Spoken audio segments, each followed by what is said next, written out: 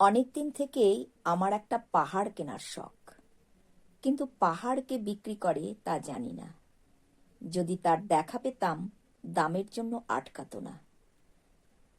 আমার নিজস্ব একটা নদী আছে, সেটা দিয়ে দিতাম পাহাড়টার বদলে। কে না জানে পাহাড়ের চেয়ে নদীর দামই বেশি। পাহাড় স্থাণু, নদী বহমান। তবু আমি নদীর বদলে পাহাড়টাই কিনতাম, কারণ আমি ঠকতে চাই। নদীটাও অবশ্য আমি কিনেছিলাম একটা দ্বীপের বদলে।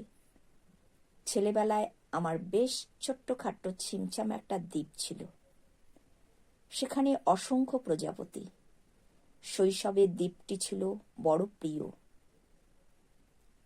আমার যৌবনের দ্বীপটি আমার কাছে মাপে ছোট লাগলো। প্রবহমান ছিপছিপে তন্বী নদীটি বেশ পছন্দ হলো আমার। বন্ধুরা বলল, ওইটুকু একটা দ্বীপের বিনিময়ে এত বড় একটা নদী পেয়েছিস, খুব জিতেছিস তো। তখন জয়ের আনন্দে আমি বিহ্বল হতাম। তখন সত্যিই আমি ভালোবাসতাম নদীটিকে।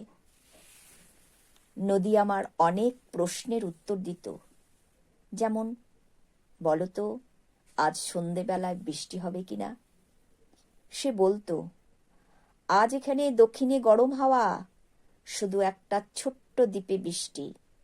সে কি প্রবল বৃষ্টি, যেন একটা উৎসব। আমি সেই দ্বীপে আর যেতে পারি না।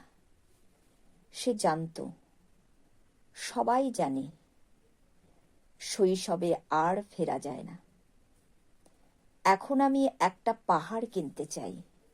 সেই পাহাড়ের পায়ের কাছে থাকবে গহন অরণ্য। আমি সেই অরণ্য পার হয়ে যাব, তারপর শুধু রুক্ষ কঠিন পাহাড়। একেবারে চূড়ায়, মাথার খুব কাছে আকাশ, নিচে বিপুলা পৃথিবী। চরাচরে তীব্র নির্জনতা। আমার কণ্ঠস্বর সেখানে কেউ শুনতে পারবে না। আমি ঈশ্বর মানি না, তিনি আমার মাথার কাছে ঝুঁকে দাঁড়াবেন না। আমি শুধু 10 দিককে উদ্দেশ্য করে বলবো, প্রত্যেক মানুষই অহংকারী।